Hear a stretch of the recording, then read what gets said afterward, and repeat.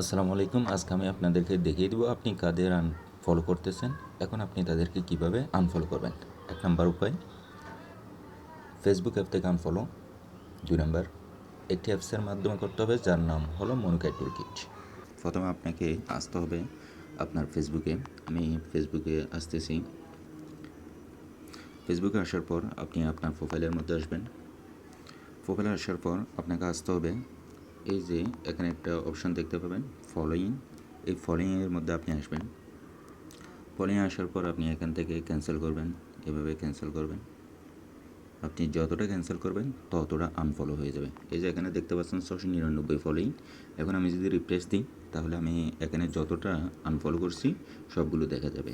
যেমন আমি রিফ্রেশ দিলাম, এই যে দেখেন 692 হয়ে গেল।